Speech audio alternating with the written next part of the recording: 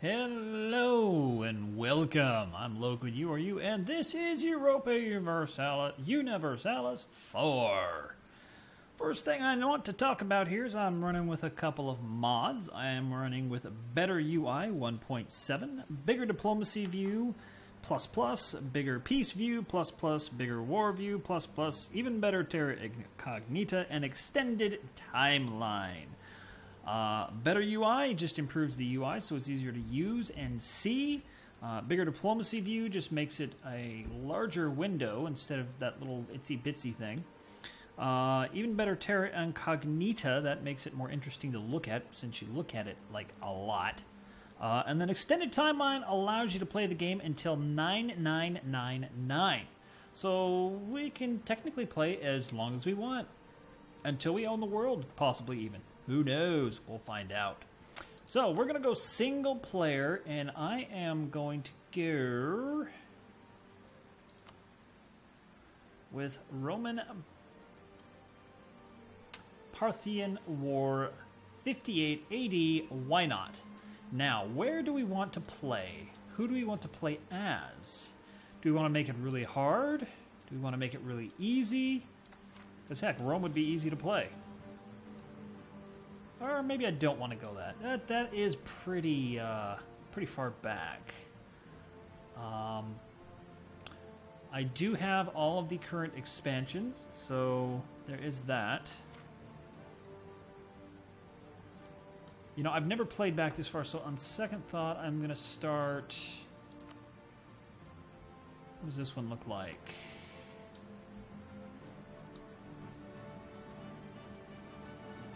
Holy Roman, Stamford Bridge. Yeah, that one looks okay. And I think I'm going to start out as... Now, I don't know a lot about history of this era, so this is all, like, just fascinating for me. I love the European history, but I've never gotten into it, you know? And we've also got the Americas over here.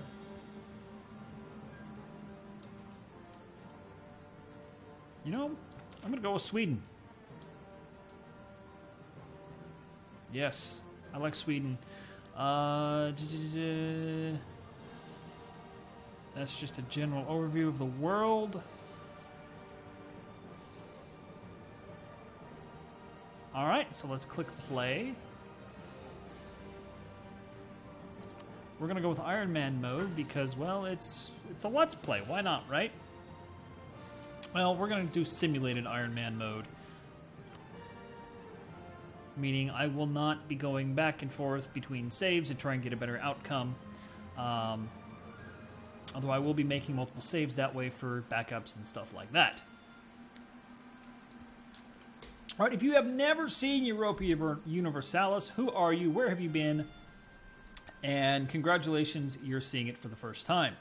Europa Universalis is a historical sandbox grand strategy game. You could call it a 4X in certain ways because you have to explore the unknown world. You have to exploit what you find as far as like trade routes. Technologies and such. You have to exterminate enemies and other nations, and you have to expand to the utmost to become as big and strong and powerful and mean, burly, and as you can. So, kind of 4X, but very limited in that respect.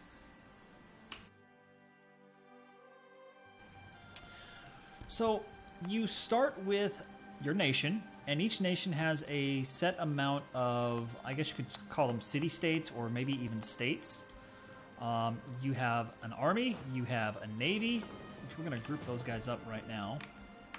And then your enemies also have navies and armies and stuff. What is this? Too few rivals. So you have your diplomacy screen, starting with your government here. You have... national modifiers, you have income from vassals, you have your king's ranks, which he will die when he gets too old. Right now he's 36. I do have an heir. He has a strong claim. He has pretty crappy stats as far as I'm concerned. You have a government type that you can change at later points. You have advisors. There's a whole lot of stuff going on. Diplomacy. So we need rivals. Now, we only have a very select amount of people we can rival. We can rival Denmark. We can rival Norway. We can rival Old Prussia, which is this one right here, this little green blob. Pomerania, which is this green blob. Sami, which is this big, huge chunk up here. However, they're not as powerful as they look. And I'll talk about that in a moment. And then we have Travastians, which is the red here. Why can't I? Probably because they're too small. So I'm going to rival Denmark because they already hate us, and they rivaled us. So we get prestige from that, spy network, construction, cost of demanding provinces. All right, and then let's see, who else? Pomerania has us as a rival, so we'll pick them. And then Sami has us as a rival. All right, now the reason why I say Sami isn't as strong as they look is because their provinces are huge. All right, they've got 6 provinces. We have 9. So technically we are stronger than them as far as total land goes. We need advisors. We don't actually need an advisor right away. Advisors have a +1, +2, or +3. You can kick them out of the empire by retiring them. They cost money to hire, which is up here, ducats. And then they cost per month. And right now we're making 4 a month. So we really can't we have to afford a military guy because we're only getting 1 point. And I'll go into that in just a moment. Let's go with the land force limit modifier. So your king has stats here, right? He's got administrative, diplomacy, and military. And your advisors, you have administrative, diplomacy, and military. And their +1 here adds realistically to your king here. Now these numbers here, this is your administrative, diplomacy, and military power that gets added to your pool up here every month. What those do for you is once you get a certain amount, you can increase your empire's technology. So back to our diplomacy screen here, and you can click this on any country out there. Get to it by clicking your shield. And it takes you back to the last one you were at. So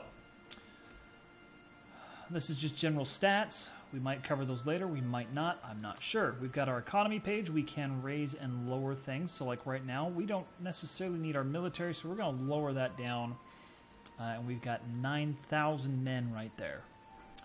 We've got 7,000 infantry and 2,000 cavalry, and we have no cannons or artillery. So this gives you a general breakdown of the income on your country. You got taxation, production, trade, etc., etc., etc.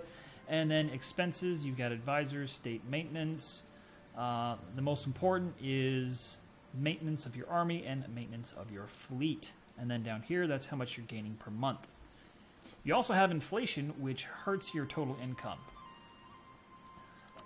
Trade is a huge thing in the game. So we have 4 zones here, and they are all, let's see, where we go, trade. There we go, there's the trade map.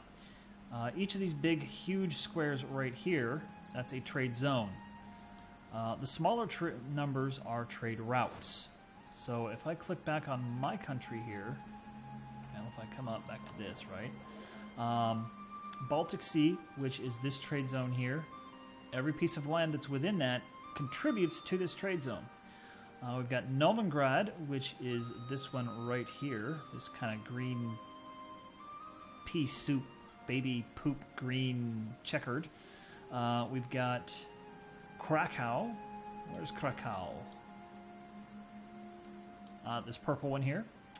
And then we got Lübeck, which is this red one here.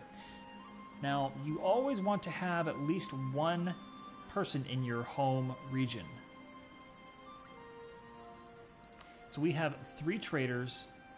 We can only send 2 right now because these 2 are out of range, and eventually we'll talk about range later. So that takes care of that. We got him put out. Eventually his little head will show up on this little trade route icon here. Technology. So as our points up here increase, the little green bar down here will go up. It takes a certain amount of power, excuse me, per technology tree to advance to the next technology. And technology in your EU4 is really linear, straightforward. Every country gets the same thing. There are exceptions at every rank. So let's see here, this is what rank?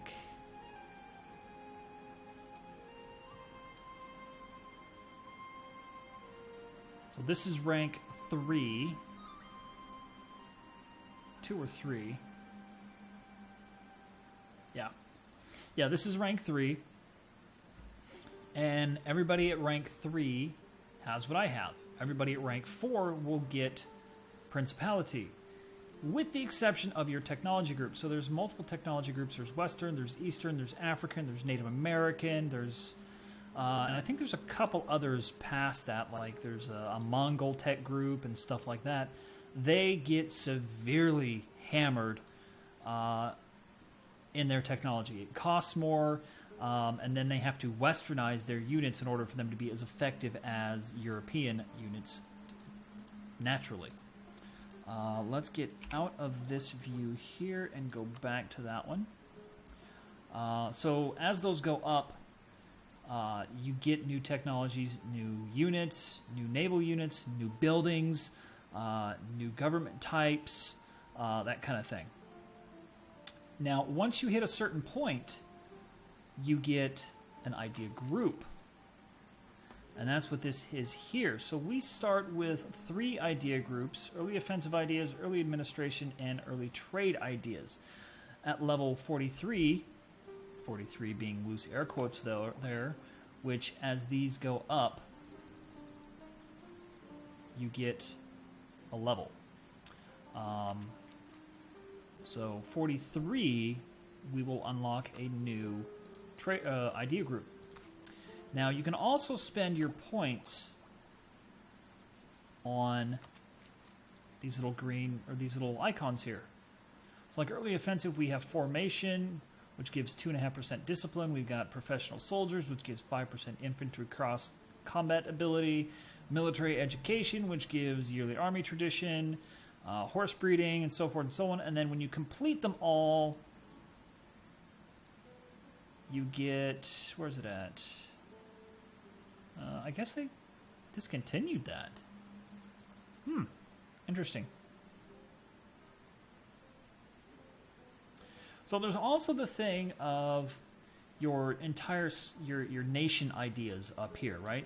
These are ideas that every nation can get. Every nation can get early offensive, early trade, etc., etc., etc. Only your nation has this specific set up here that you have. So we have yearly legitimacy +1, discipline +5, cavalry cost, manpower reduction speed or recovery speed, stability cost, goods produced, and national manpower modifier.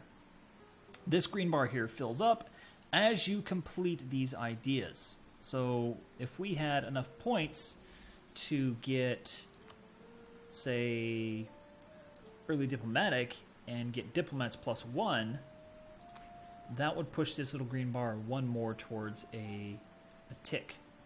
And once you get, like this says, you need 9 more ideas for the next national idea. Once we get 9 more, that will fill in this little gray one. It'll become colored, and we will gain that bonus for the rest of the game. And that's ideas. Missions. Every nation has missions. It's important to take missions because they give you bonuses and fun stuff. Let's get rid of that so it stops annoying me. Improve our prestige, solidify our papal relations, save the Swedish people in Västerbotten. I don't know where Västerbotten is.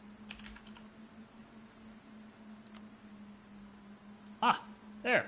Okay, so that's basically saying we want to go to war with Sami and rescue our people. So if we click over this, or hover over it, mission succeeds when the following criteria are met. Owned by Sweden. Let's see, prestige. Prestige is here, so that'll be a little bit more difficult. We're going to pick this one.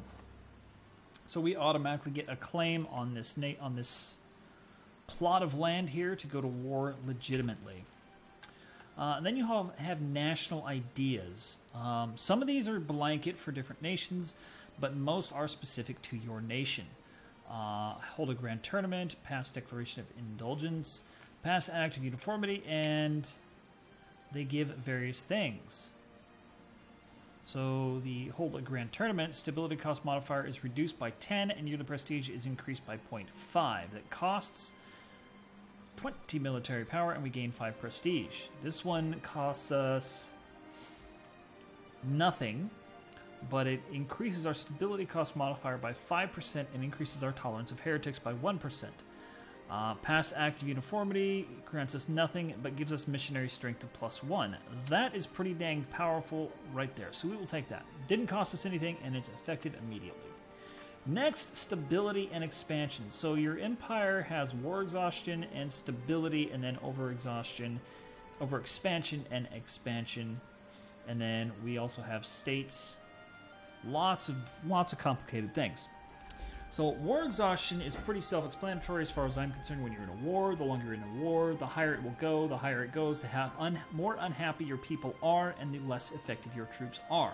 Now you can spend military power to reduce it, but we're at 0.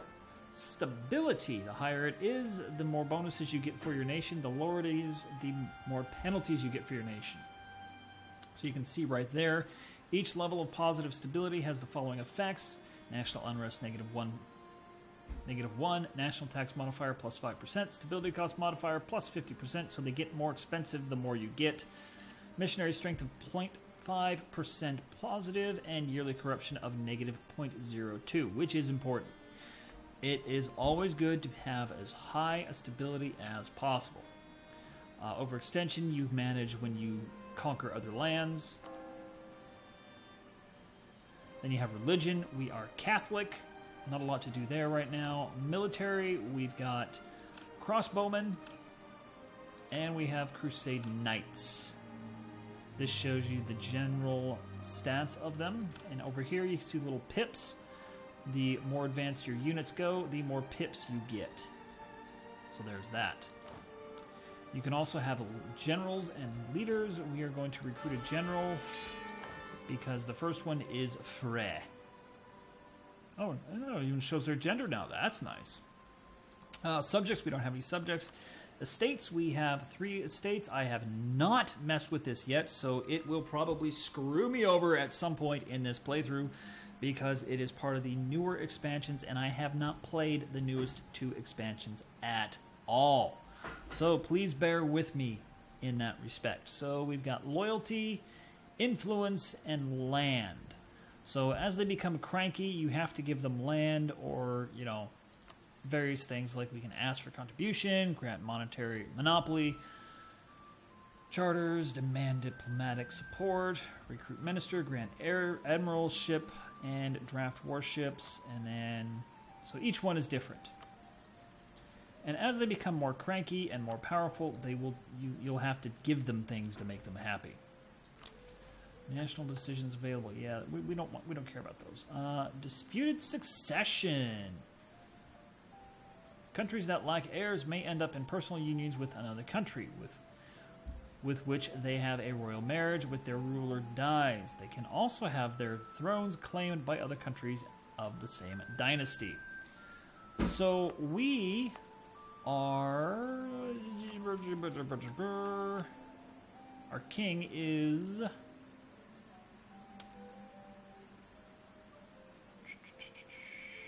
Where's the dynasty?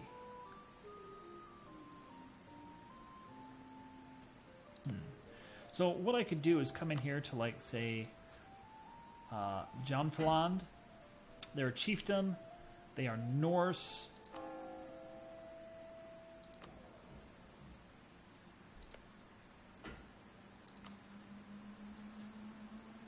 They are part of the Western Technology Group.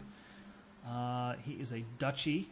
We are a kingdom, I believe. His rival is Sami. So what I can do is I can go influence. I can do alliance actions. I can offer an alliance. I can offer condottieri. Okay. Troops to them in exchange. Okay, so basically I give them troops. Like, I'm hiring my troops out to be mercenaries. Okay. The X here says they will not do it. And it has to be positive for them to even consider it. Influence actions. You've got relations, improved relations, which we're going to send and do. We've got dynasty actions, royal marriage, claim throne, covert actions, which is your spy network stuff. Economy actions, which is embargoes and such. And then access, so I can ask them or grant them military and or naval access. So there's that. I have claims on land I do not own. This one right here. So if I come to diplomacy here, I have to wait until October 15th, 1066, so a month. So the game has it hard capped to where you can't just say, oh, well, I've got 9 troops. He's got 4 troops. Let's go to war with him instantly and take him over. It gives you a month to sort of prepare. But it also protects you in that if you're like, say, you know, Preslav and Kuman wants to take you over in the first month, they can't do it. So there's that. So let's increase. So you can increase the speed with your plus and minus key on your keyboard. We're going to go to speed 3. Lots of pausing. Poland, they tell us of cork bottle stoppers. Okay. An alliance. Norway offers an alliance. Sure. Norway's my buddy, right? Let's improve relations with Norway too. Now I have 3 diplomats. I forgot to go over this, the outliner here. You start with 3 diplomats, you start with 3 merchants, you start with an army, a navy, and several estates. And these estates are these guys here I was talking about. You might start with more, you might start with less. It all depends on your nation. Now you also have down here on the bottom right the Holy Roman Empire, which we are not a part of. If you're down in... you cannot move this one around. This is one of the few menus you cannot move around. If you are down in this area here, chances are you're part of the HRE. It's a big, nasty, multi-headed beast that the whole goal is to become the emperor in and of itself. Lots of intrigue and diplomatic plays going on there. You also have the papacy, which is the leader of the Catholic faith, and he lives down here in Rome, or Roma. He is a nation unto himself, so he has troops, he has boats, he has trade, he has embargo, he has all that other stuff. So, and that just shows you his the general relationship with them. Map modes, we got terrain, political, trade, which we've already seen, diplomacy, which shows like if you're in war, it would show red. The yellow stripe shows I have a claim. The blue shows I'm in an alliance. So there's that. The religious map shows obviously the religious types. So we have Catholic, we have Quraysh, which I believe is a Muslim religion. We've got Romuva, Sumensko, Slavic Orthodox, Tengri, Sunni, Coptic, a lot of different religions. And I believe over here in India, you also have like Buddhist and Shinto and stuff like that. And then over here in the Americas, you have, what is it? It's not Norse. It's similar to them down here that we're not seeing here. It's like heathen or native or something to that effect. And then you also have Norse up here. So next you have unrest. If it's red, it's bad. If it's green, it's good. That's all you need to know. And then we have culture. So our culture is the same as the Norwegian culture, or very similar to it. Same as the Jamtland. And the culture here is why we got the mission to take this back. You can change culture. So if we were to take this guy here, we could come up here and change the culture to ours. It would take a while, but we could do it. We've got supply limits. Green is good, red is bad, just like before. So any place that's a green or a bright green, we will have full supply and our troops will not attrition and it will be easier for them to stay there. The red means it will be harder for them to stay there. And then technology. This shows who is advanced. The darker color you get towards red, the more behind you are, the brighter green you are, the more advanced you are. And you do have penalties on technology. If you advance really quickly on your technology, you will get penalized and it will cost much more. All right, so let's let time go. There we go. We got $2. Yeah, buddy. Now, if I left click on my troops here, I can tell them to go wherever I want them to. I can even queue up commands by holding shift. So I could create a patrol route type of deal. I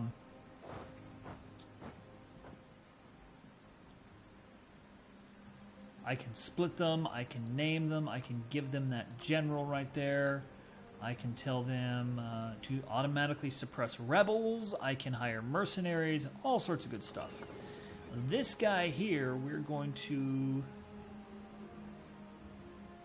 split, and we're going to take all of these guys. Transports. We want the transports. There we go. Transports. We are going to... Let's see.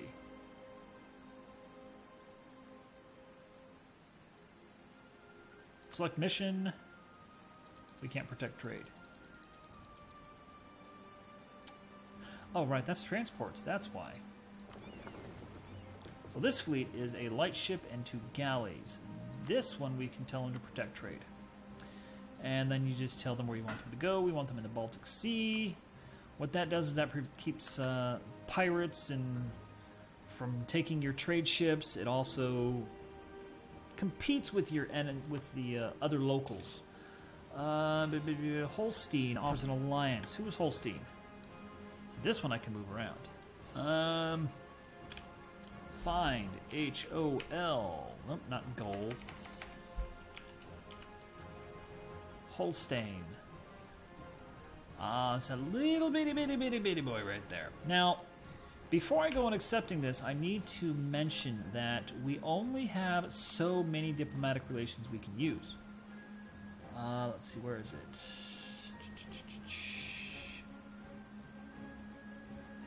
Oh, that's the Pope. There we go. We can only have 3 relations. Now, we have an alliance with Norway, so that takes up 1 relationship. We're improving relations with these guys. That does not count as a relationship. If we ally ourselves with this guy or we join a coalition, that will count. So, why not? We can do that. Because I plan on taking Denmark out relatively soon because they can be a rather pain in the butt. Royal marriage to Holstein. Okay, sure. Alright, so events. You get random little events in this game all the time. They're good, they're bad, they're indifferent, and most often than not, they will cripple your stability and make you have to spend more points. We have 2 factions of military who are very close to breaking out in a civil war over what tactics our country should endorse. We need to back one of them to end the bickering. The forts are our strength. We must always attack. Interesting. We're going to go with the must always attack. So with that said, we want to build a couple more military units, right? Because we have military. We have a force limit of 13, which means we can hire 4 more units. Now to build units, which is it?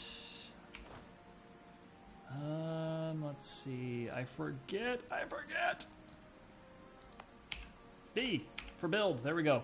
So in your build menu, you can build naval or armies, naval corps, which we'll get into when we start taking land. We can send a missionary. We can do local authority.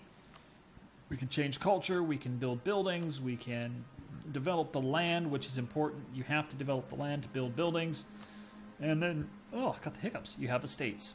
However, we want to build some units. Now, I want to come up here.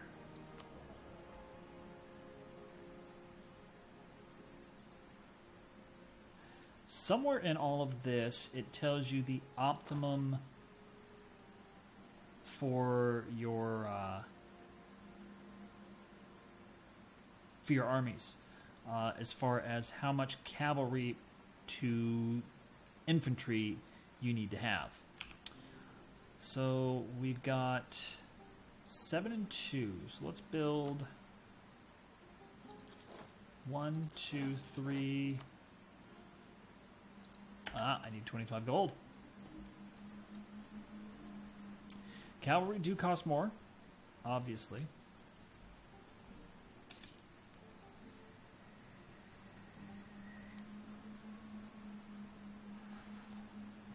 So you can see their percentage of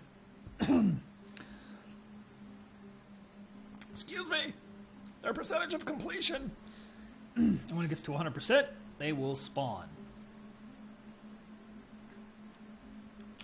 Oi! There we go. I just move them on top. Well, they need a month or so to gather their organization because we have the maintenance down to pretty much 0. Although we can tell them to build the knights now. Alright. So let's... So once that green bar there fills up, they will be able to move. And we're not in a rush.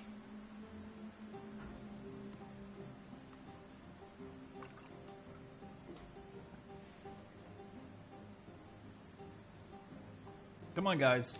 There we go. They can move now. And the time passes. They move automatically. Now, if you hover over them, it says that he will be there May 22nd, 1067.